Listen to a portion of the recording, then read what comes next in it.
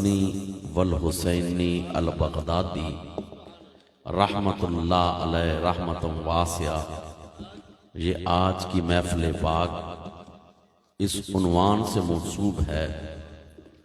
دعا ہے کہ اللہ پاک انتظام والوں کا انتظام و انصرام جو اپنی پاک بارگاہ میں قبول و منظور فرمائے، اور جتنے احباب نزدیک سے دور سے محبتوں کے چراغ لیے آئے، اللہ پاک سب کا آنا اور بیٹھنا اپنی بارگاہ میں قبول و منظور فرمائے۔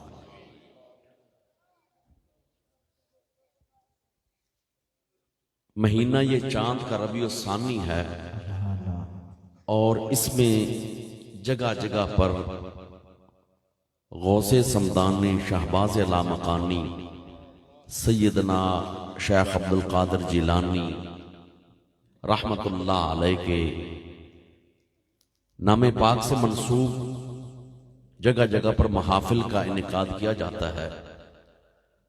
تو میں نے آپ احباب کے سامنے اس لیے یہ حصہ سورۃ فاتحہ کا تلاوت کیا کہ اہدنا الصراط المستقیم۔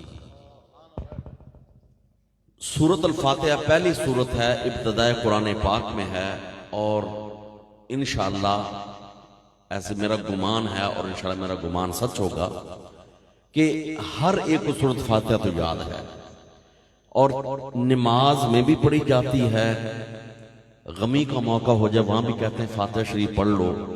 اس کے علاوہ دیگر مقامات میں فاتحہ شریف پڑھی جاتی ہے، لیکن فاتحہ شریف کے فضائل اور اس کی برکات اپنی جگہ پر اس وقت ہم نے ان کی فضیلتوں کو بیان نہیں کرنا، کیونکہ اختصار وقت پیش نظر ہے، 1 بجے تک دعا کا پروگرام ہے تقریباً انشاءاللہ۔ میں نے آپ احباب کے سامنے صرف اس کا آخری حصہ، جس میں ہر بندہ چاہے وہ نماز میں ہے یا نماز سے باہر ہے، ہر بندہ یہ بات اللہ پاک کے حضور کہتا ہے کہ اہدنا الصراط المستقیم، اے اللہ ہمیں چلا دے سیدھے رستے پر۔ ہدایت کا ایک معنی ہے رستہ دکھانا، ایک معنی ہے رستے پر چلانا، لیکن یہاں ترجمہ یہی کیا جائے گا کہ اے اللہ ہمیں سیدھے رستے پر چلا دے۔ سوال یہ ہے کہ سیدھا رستہ کون سا ہے، کیونکہ ہر بندے کا معیار علم، معیار عقل، اس کی سوچ سمجھ مختلف ہو سکتی ہے۔ ممکن ہے کوئی بندہ کہے کہ سیدھا رستہ یہ ہے، کوئی کہے سیدھا رستہ یہ ہے۔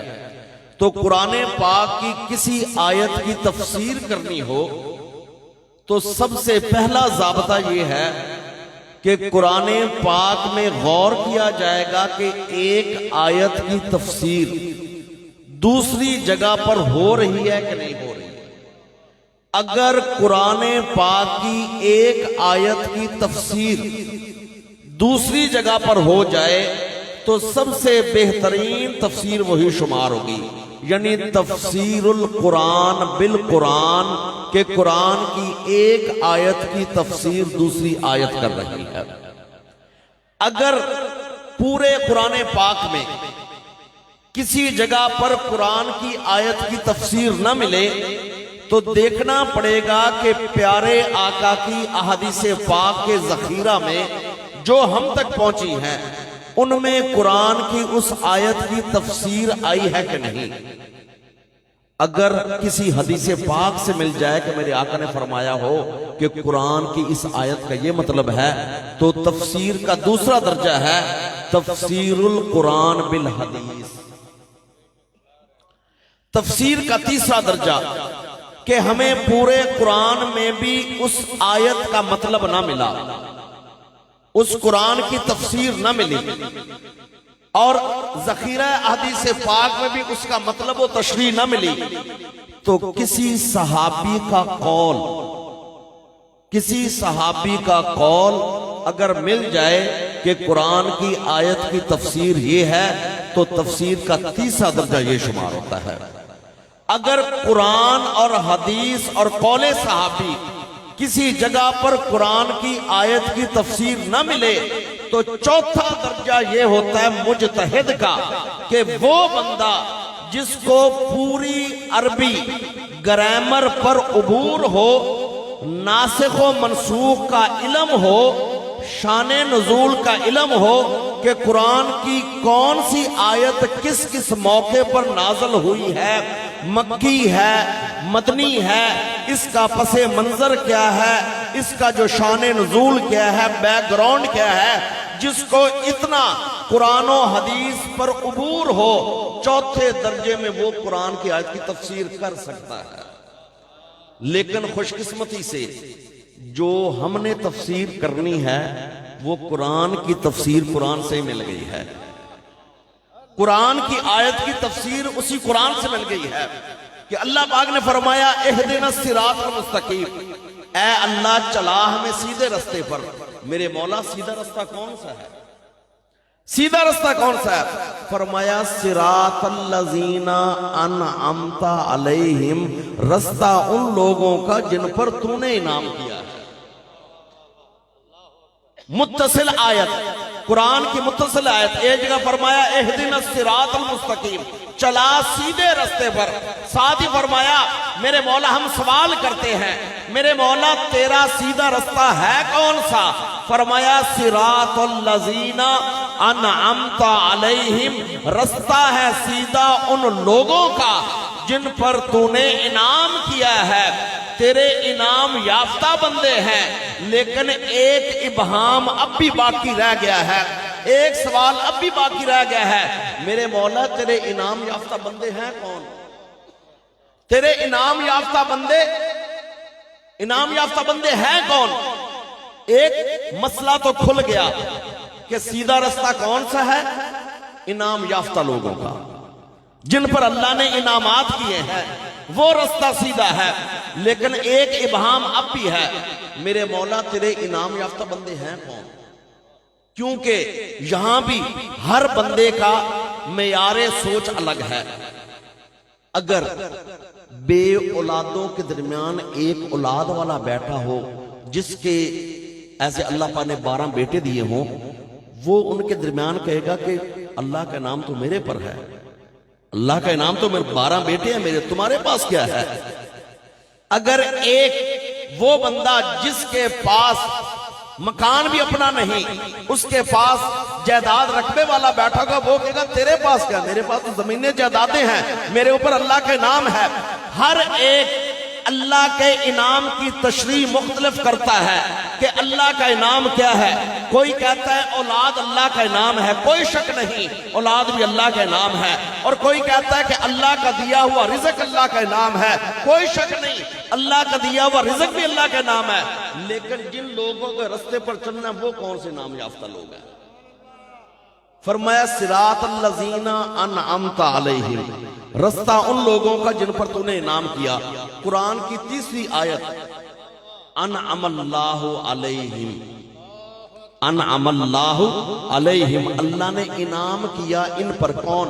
فرمایا من النبیین والصدیقین والشہداء والصالحین. النبیین والصدیقین والشہداء والصالحین. اللہ پاک فرماتے ہیں قرآن کی آیت میں، گویا کہ قرآن کی ایک آیت نے پردہ اٹھا دیا کہ چلا ہمیں سیدھے رستے پر. سیدھا رستہ کون سا ہے؟ جن پر اللہ کے انعامات ہیں. میرے مولا تیرے انعامات کن پر ہیں؟ فرمایا میرے انعامات نبیوں پر ہیں، صدیقین پر ہیں، شہداء پر ہیں، صالحین پر ہیں. اور آج ہم نے ذکر کرنا ہے صالحین کی جماعت کا. سبحان اللہ. اللہ میرے مولا یہ تیرے انعام یافتہ بندے ہیں. کون انعام یافتہ بندے؟ فرمایا الصالحین، کہ جو نیک و برگزیدہ پارسا ہو وہ اللہ کے انعام یافتہ بندے ہیں. اللہ. تو اس حوالے سے اگر ہم یہ کہہ لیں کہ اللہ پاک نے اشارہ دیا ہے کہ شیخ عبد القادر جیلانی کے رستے پر چلو تو یہ کہنا کوئی مشکل و محال نہیں، یا اولیاء کے رستے پر چلو تو اس کے اندر کوئی بود نہیں ہے۔ کیوں؟ اس لیے کہ یہ اللہ پاک کے انعام یافتہ لوگ ہیں، اور انہی ہستیوں کے بارے میں فرمایا ہے کہ رستہ ان لوگوں کا جن پر تو نے انعام کیا ہے۔ اور الصالحین میں، کیونکہ یہ الفاظ لفظ صالح جب اردو میں ترجمہ کیا جائے اس کا ترجمہ ہوتا ہے نیکو پارسا یا برگزیدہ۔ اب ولایت کے جس وقت مرتبے کیے جاتے ہیں، ولایت کے مرتبوں میں غوث، کتب، ابدال، ابرار اور اوتاد، یہ سارے اس کے مرتبے آتے ہیں، لیکن اس وقت تشریح کا وقت نہیں ہے۔ مختصر یہی کہنا ہے کہ اللہ پاک نے ان صالحین کی مطابقت کا حکم دیا ہے، ان کی اتباع کا حکم دیا ہے، اور ان کے رستے کو کامیابی کی ضمانت قرار دیا۔ سبحان اللہ، اللہ ان کے رستے کو اللہ پاک نے حقیقت میں کامیابی کی ضمانت قرار دیا ہے۔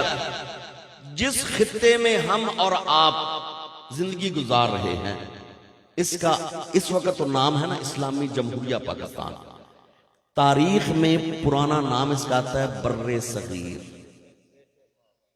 بر صغیر، بر صغیر کے اندر پورا ہمارا پاکستان بھی اور پورا ہندوستان بھی، یعنی ایک ہے لفظ بر اعظم، خشکی کا بڑا ٹکڑا، اس کے اندر ایشیا، یورپ اور اس کے بعد افریقہ، شمالی امریکہ، جنوبی آسٹریلیا، انٹارکٹیکا۔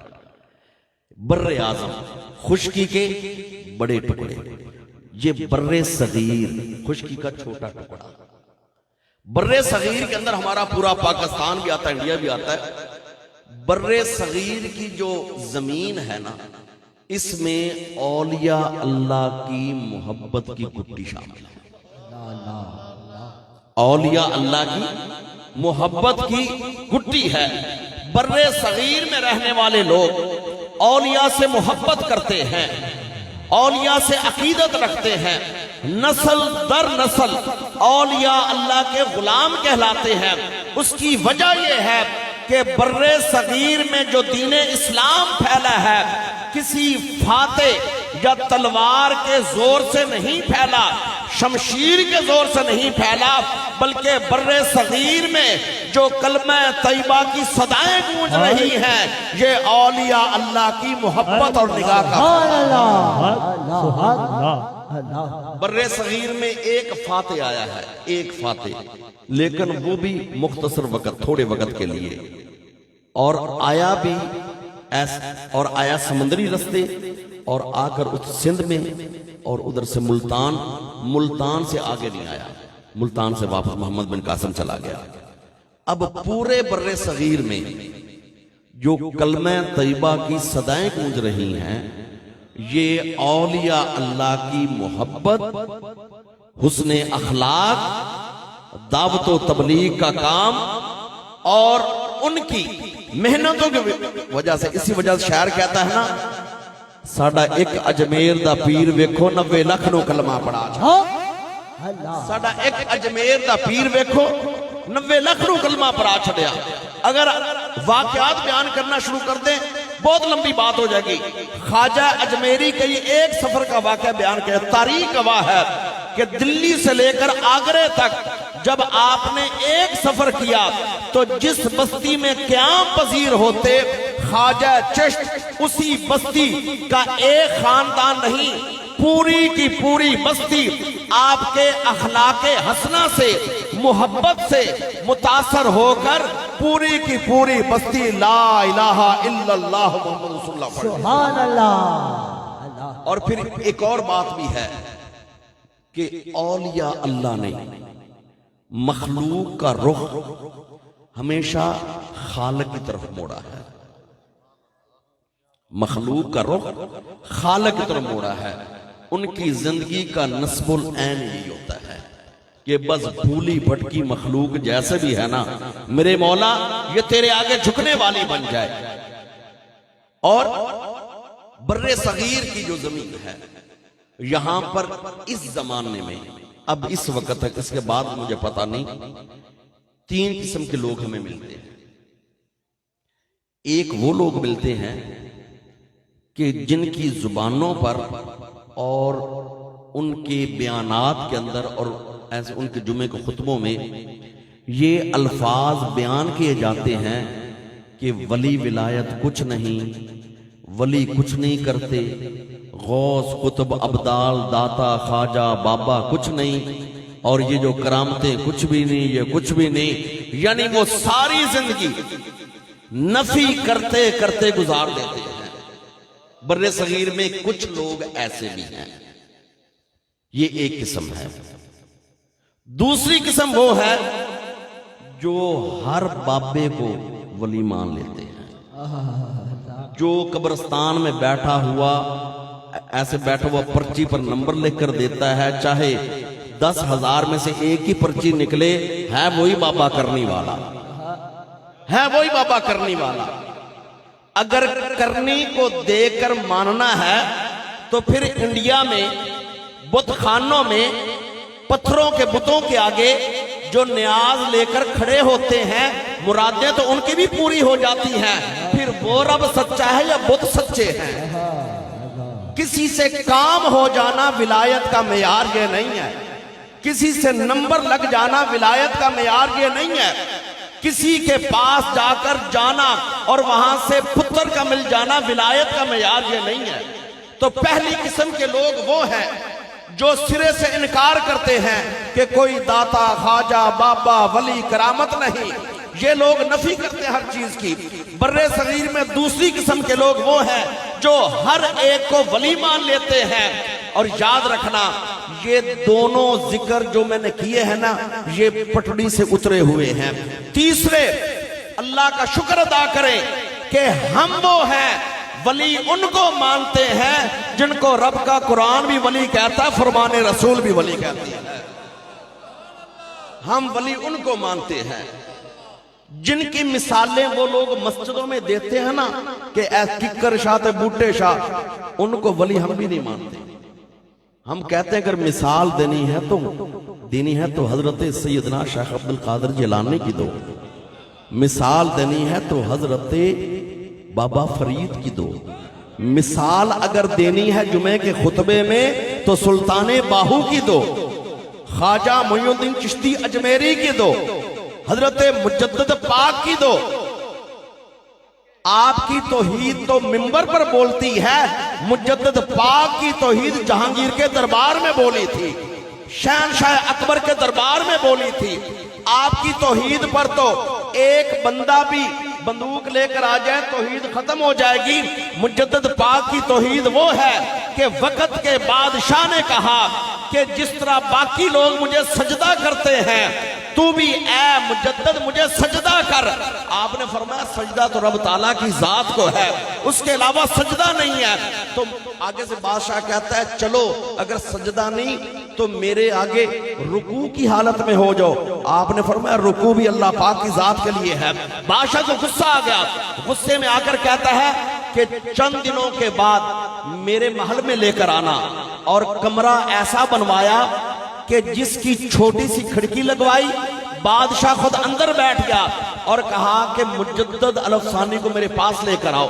اب کھڑکی اتنی چھوٹی تھی کہ جس نے بھی جانا تھا رکوع کی حالت میں جھک کر جانا تھا۔ مجدد پاک نے دیکھا کہ کھڑکی کس مقصد کے لیے بنوائی گئی ہے۔ آپ کھڑکی کے پاس کھڑے ہوئے، پہلے اپنی ٹانگیں اندر داخل کی، پھر اپنا سینہ سر آگے جا کر کھڑے ہو گئے۔ فرمایا یہ سر کسی کے آگے جھک نہیں سکتا۔ تو اس لیے پہلی قسم کے لوگ وہ ہیں جو ولی ولایت کا سرے سے انکار کرتے ہیں۔ ہر وقت ان کے اسٹیکر دیکھ لیں، پوسٹر دیکھ لیں، اس کے اوپر الفاظ یہ لکھے ہوتے ہیں کہ کوئی داتا خواجہ بابا نہیں۔ یہ لوگ بھی پٹری سے اتر گئے ہیں۔ دوسرے وہ لوگ جو ہر ایک کو جہاں سے کام ہو جائے ولی مان لیتے ہیں، یہ لوگ بھی پٹری سے اتر گئے۔ تیسرے شکر الحمدللہ یہ عاشقان مصطفیٰ ہیں کہ ان کو ولی مانتے ہیں جن کو رب کا قرآن بھی ولی کہتا ہے، فرمان رسول بھی ولی کہتا ہے۔ سبحان اللہ اللہ۔ اور وہ کون ہستیاں؟ وہ کون ہستیاں جن کے بارے میں قرآن کی آیات الا ان اولیاء اللہ لا خوف علیہم ولا هم يحزنون الذین آمنوا وكانوا يتقون لهم البشرى فی الحیات الدنیا وفی الآخرہ لا تبدیل لکلمات اللہ ذالک هو الفوز العظیم۔ اللہ پاک نے فرمایا قرآن حکیم میں، غور سے سن لو، الا ان بے شک اولیاء اللہ جو اللہ کے ولی ہیں، لا خوف علیہم ولا هم یحزنون، نہ ان پر خوف ہے نہ ان پر حزن ہے۔ یہ خوف اور حزن، غم، دو الگ الگ زمانوں کی طرف ہوتا ہے۔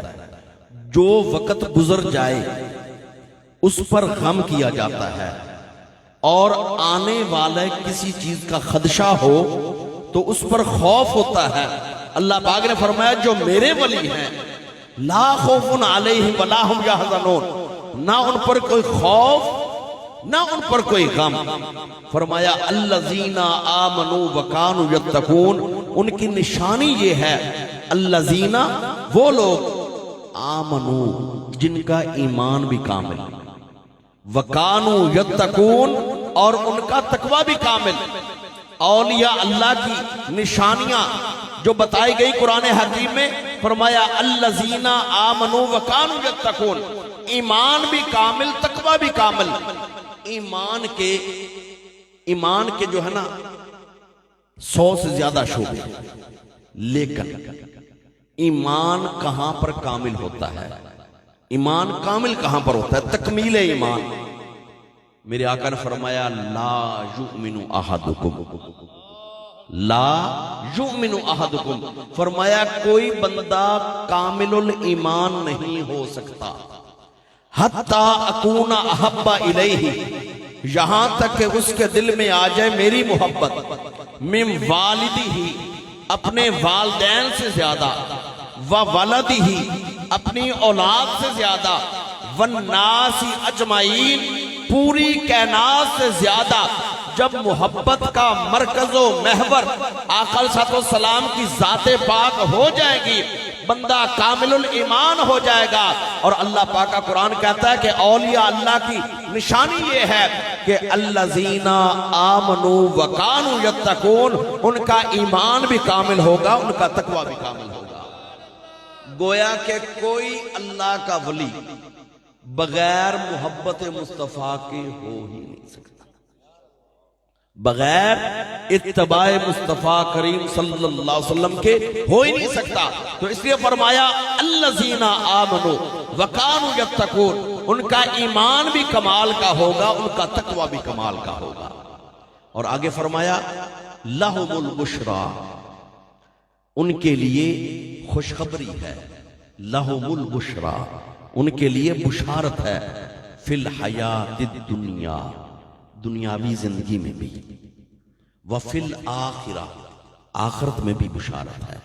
آگے فرمایا لا تبدیل لکلمات اللہ، اللہ کے کلمات میں تبدیلی نہیں ہوتی، اللہ کے کلمات میں کوئی تبدیلی نہیں ہوتی۔ لا تبدیل لکلمات اللہ، اللہ کے کلمات میں تبدیلی نہیں۔ ذالک هو الفوز العظیم، فرمایا یہی سب سے بڑی کامیابی ہے کہ جس کو اللہ پاک ایمان اور تقوی کی دولت عطا فرما دے، پھر اس پر استقامت عطا فرما دے۔ فرمایا ذالک هو الفوز العظیم، سب سے بڑی کامیابی یہ ہے۔ اولیاء اللہ کا ذکر بھی قرآن میں، نشانیاں بھی قرآن میں۔ ایک اور سوال، کیا اولیاء اللہ کی کرامتوں کا ذکر بھی قرآن میں ہے؟ بالکل ہے، بالکل ہے، کرامت کا ذکر بھی ہے۔ ایسی کرامت کا ذکر کہ کرامت ہوتی وہ ہے، معجزہ اور کرامت ایسا کام جو معمول میں نہ ہوتا ہو، عام طور پر ایسا کام نہ ہوتا ہو، جب وہ اللہ کے نبی سے ایسا کام صادر ہو جائے وہ معجزہ کہلاتا ہے۔ جو غیر نبی سے، متبع شریعت سے ایسا کام صادر ہو جائے اس کو کرامت کہا جاتا ہے۔ اور معجزہ اور کرامت کبھی بھی اگر سوچا جائے نا کہ میری عقل میں آئے تو میں مانوں. معجزہ اور کرامت ہمیشہ عقل کے معیار سے بہت بلند ہوتا ہے. اس کی وجہ یہ ہے کہ اللہ پاک نے ہر ایک چیز کی ایک ڈیوٹی لگائی ہے. آنکھ کا کام ہے دیکھنا، آنکھ دیکھنے کا کام دیتی ہے، سننے کا نہیں. یہ کانوں کا حصہ اللہ پاک نے اندر آلات لگائے ہیں، یہ سننے کا کام دیتے ہیں، دیکھنے کا نہیں. یہ ناک والا حصہ سونگنے کا کام دیتا ہے، یہ چکھنے کا نہیں. زبان چیز رکھی جائے گی اس کے اوپر ذائقہ پتا چلے گا، لیکن زبان کے اندر یہ کہ دوسری طاقت نہیں. پتا چلا کہ آنکھ، کان، ناک، زبان ہے سارا گوشت، یہ بھی گوشت، ادھر بھی انسانی گوشت، یہ بھی انسانی گوشت، لیکن ہر ایک کی اپنی ڈیوٹی ہے. لیکن یہ اپنی ڈیوٹی کرتے ہیں ماتحت عقل کے رہ کر. جب آنکھ کا نور اور لائٹ کسی چیز پر فوکس ہوتی ہے تو ایک فوراً میسج جاتا ہے عقل کی طرف کہ رنگ سبز ہے یا سرخ. آگے سے جو جواب آتا ہے وہ جواب اس حصے کا نہیں ہے. جو جواب آتا ہے نا سبز ہے یا سرخ، وہ جواب اس حصے کا نہیں، جواب اس حصے کا ہے کہ کہہ دے رنگ سبز ہے. کوئی چیز جس وقت ناک کے قریب کی جاتی ہے، میسج جاتا ہے عقل کو کہ گلاب کی خوشبو ہے یا چنبیلی کی. یہ جواب اس کا نہیں ہے، جواب ادھر سے آتا ہے کہ کہہ دو گلاب کی خوشبو ہے. کوئی زبان کے اوپر تھوڑی سی چیز رکھی جاتی ہے تو ایک میسج عقل کو جاتا ہے کہ ذائقہ میٹھا ہے، نمکین ہے، کیسا ہے. تو یہ جو جواب ہے نا کہ اے چاول مٹھے نا علامہ صاحب، اے جواب زبان دا نہیں ہے، یہ اصل میں ریپلائی ادھر سے آ رہا ہے. پتا چلا کہ میسج عقل کو جاتے ہیں، ریپلائی عقل کرتی ہے. تو یاد رکھیے کہ یہ عقل بھی کل نہیں ہے، رئیس ہے، لیکن ان قوتوں کی رئیس ہے. جہاں پر عقل کے گھوڑوں کی دوڑ کر انتہا ہو جاتی ہے، وہاں سے مقام نبوت و ولایت کی ابتدا ہو.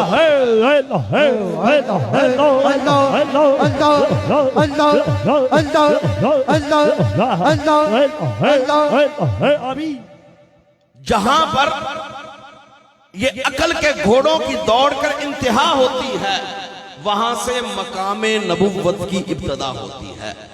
معجزہ اور کرامت کو کبھی بھی عقل کے معیار پر پرکھنے والے ہمیشہ گمراہ ہوتے تو دیکھے ہیں، لیکن معجزہ اور کرامت کو جب بھی دیکھا جائے گا یہی کہا جائے گا کہ اللہ کے امر کے تابع ہے، اللہ پاک کے حکم کے تابع ہے. اللہ پاک ان اللہ علی کل شیء قدیر، وہ ذات مالک ہے، اس نے اپنے اس بندے کو طاقت و اختیار دیا ہوگا. اور اس کی مثال سمجھیے، مردے کو زندہ کرنا، زندگی دینا اللہ پاک کا کام ہے. لیکن حضرت عیسیٰ ہیں نبی، اگر قبر کے پاس کھڑے ہو کر ہڈیوں کو 200 سال پرانی قبر، 300 سال پرانی قبر کے پاس کھڑے ہو کر کہتے ہیں کہ کم باذن اللہ، تو اگر حضرت عیسیٰ کے کہنے سے مردہ ہڈیاں جڑ کر گوشت آ کر کھڑا ہو جاتا ہے تو حضرت عیسیٰ اس سے خدا نہیں بن گیا، ہے نبی، لیکن یہ ان کا معجزہ بن گیا، یہ ان کا معجزہ بن گیا. تو اس لیے معجزہ اور کرامت یہ اللہ پاک کے امر کے تابع ہوتی. کرامت کا ذکر کر رہا تھا، ولی کی کرامت کا. وقت کے نبی سلیمان علیہ السلام اپنے وقت کے نبی ہیں، اور آپ کی حکومت کے بارے میں قرآن پاک میں آتا ہے کہ نبوت کا تاج بھی ملا اور دنیا والی بادشاہت بھی ملی. اور پھر بادشاہت کیسی انسانوں پر بھی حکومت، جنات پر بھی حکومت، فضا میں اڑنے والے پرندوں پر بھی ان کا حکم چلتا تھا، ہوائیں بھی ان کے حکم سے رخ بدلتی تھیں، اور زمین پر رینگنے والے کیڑے مکوڑے حشرات الارض ان کی بولی بھی سمجھ لیتے تھے۔ تو آپ سلیمان علیہ السلام کے اوپر جب سارے پرندے سایہ کرتے تھے نا، تو ایک دن دیکھا کہ آپ نے ہدہد کی جگہ خالی ہے، تو آپ نے فرمایا کہ آج میں اپنے اوپر ہدہد پرندے کو نہیں دیکھ رہا، یا تو کوئی نئی میرے پاس خبر لے کر آئے یا پھر میں اس کو ذبح کر دوں گا۔ یعنی اللہ کا نبی جلال میں آ گئے کہ بغیر اجازت کے غائب ہوا ہے، یا تو کوئی آج نئی خبر لے کر آئے، اگر نئی خبر لے کر نہ آیا تو ذبح کر دوں گا۔ تھوڑی دیر کے بعد ہدہد آ گیا اور آ کر کہتا ہے کہ آپ حضرت سلیمان، میں ایک ایسی بادشاہت دیکھ کر آیا ہوں کہ ایک عورت حکومت کر رہی ہے وہاں پر، اور وہ لوگ رب تعالیٰ کی ذات سے واقف نہیں ہیں۔ وہ عورت خود اور اس کی ساری عوام رعایا سورج کو سجدہ کرتے ہیں، جب سورج نکلتا ہے ایک سجدہ اس وقت کرتے ہیں، جب آخر میں غروب ہوتا ہے ایک سجدہ اس وقت کرتے ہیں۔ وہ سورج کو اپنا رب سمجھتے ہیں۔ میں وہاں سے ہو کر آیا ہوں۔ آپ نے فرمایا خبر تو نہیں ہے، لیکن آپ نے اپنا خط لکھا، فرمایا میرا خط پہنچا دے۔ ہدہد نے خط پہنچا، قصہ مختصر۔ بلقیس نے اپنے وزراء کے ساتھ مشورہ کیا کہ کیا ان کو بلانا چاہیے سلیمان اور اس کی فوج کو، یا ہمیں جانا چاہیے؟ وزیروں نے کہا مرضی اپنی کرنی ہے، اور ایسے اس لیے کہتے ہیں وزیر چنگے ہوتے کم بن جاتا ہے۔ اللہ کرے وزیر چنگے ہونے چاہیے۔ تو اس وزیروں نے کہا کہ مرضی اپنی کرنی ہے، آپ نے ملکہ مرضی اپنی کرنی ہے، لیکن بادشاہ جس ملک میں آ جائیں وہاں خرابی کے سوا کچھ نہیں بچتا، وہاں تباہ و بربادی ہو جاتی ہے۔ بلقیس کو مشورہ پسند آیا، اس نے کہا کہ ہم یہاں سے خود چل کر جاتے ہیں۔ اب آپس میں فاصلہ کتنا ہے؟ موجودہ نقشے کے مطابق اگر دیکھا جائے ورلڈ میپ، یمن جہاں پر ہے یہ بلقیس کا علاقہ ہے، یمن، اور بیت المقدس سیریا، یہاں ہے آپ سلیمان صلی اللہ علیہ وسلم۔ درمیان میں اس وقت کی تیز رفتاری گھوڑا مہینوں کا سفر ہے، لیکن ملکہ بلقیس اور سلیمان صلی اللہ علیہ وسلم کے درمیان کتنا فاصلہ ہے، اور بلقیس اپنا محل اور اپنا خاص کمرہ بند کر کے تالے لگا کے اپنی فوج کے ساتھ چلی۔ جب کافی آگے چلی گئی تو ادھر سے سلیمان صلی اللہ علیہ وسلم نے فرمایا، مجلس میں بیٹھے ہوئے تھے، آپ نے فرمایا کہ کون ہے جو بلقیس کا تخت میرے سامنے حاضر کرے؟ کون ہے جو بلقیس کا تخت میرے سامنے حاضر کرے؟ یہاں پر سوال ہے کہ خود سلیمان نبی ہیں، اور نبی کا مقام ولی سے بہت بلند ہوتا ہے، وہ خود بھی منگوا سکتے تھے، لیکن اللہ پاک کی حکمت ہے کہ بتانا تھا کہ نبیوں کا مقام تو اپنی جگہ پر ہے، جن کو اللہ پاک یہ طاقت دے دے ولایت کا مقام کتنا بلند ہوتا ہے۔ آپ نے فرمایا کون ہے جو میرے دربار میں تخت حاضر کرے؟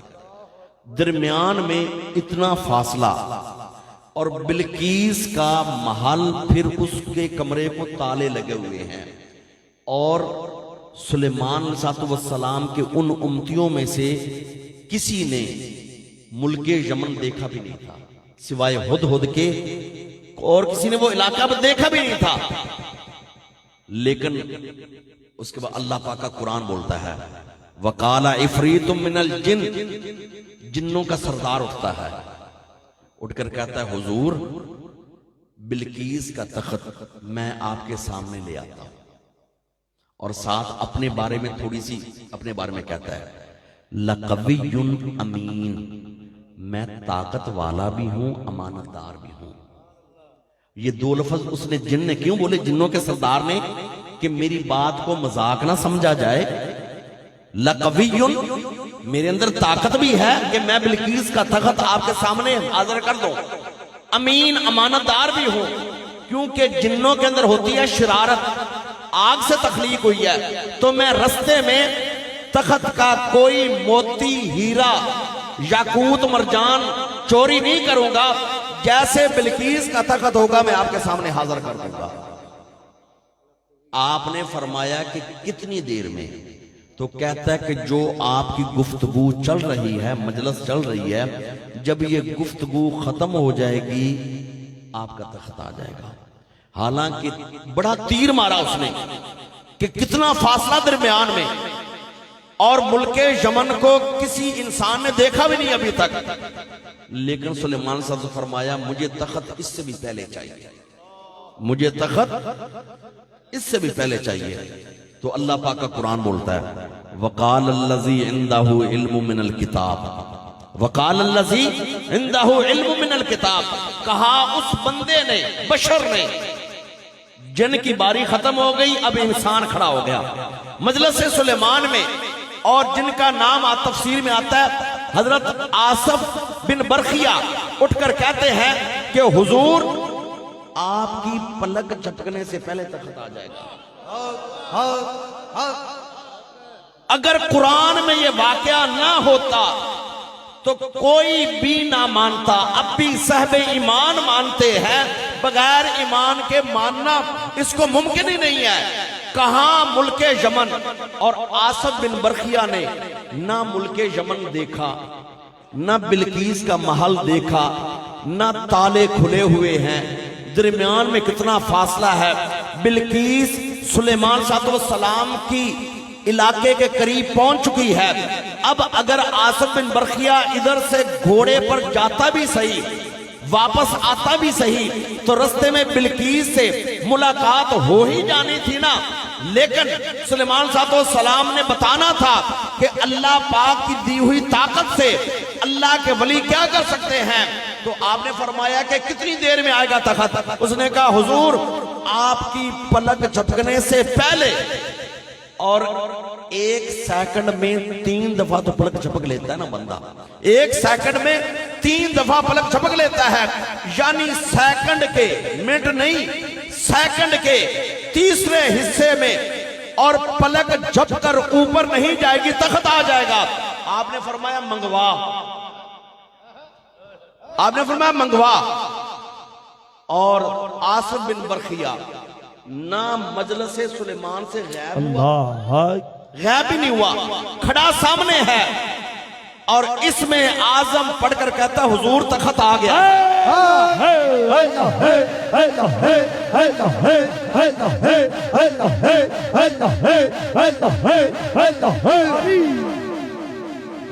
سلیمان صاحب السلام کی پلک جھپکنے سے پہلے اوپر والا حصہ نیچے لگ کر واپس نہیں گیا تھا، تخت آ گیا، تخت آ گیا۔ جب سلیمان صاحب السلام نے دیکھا نا تخت، آپ نے وہ الفاظ بولے جو اللہ پاک بھی پسند آئے، اور آج ہم لوگ ایسا مکان بناتے ہیں نا تو اس کے اوپر بھی لکھتے ہیں اللہ کرے مکان ہو حلال کمائی کا۔ آپ نے فرمایا ھذا من فضل ربی،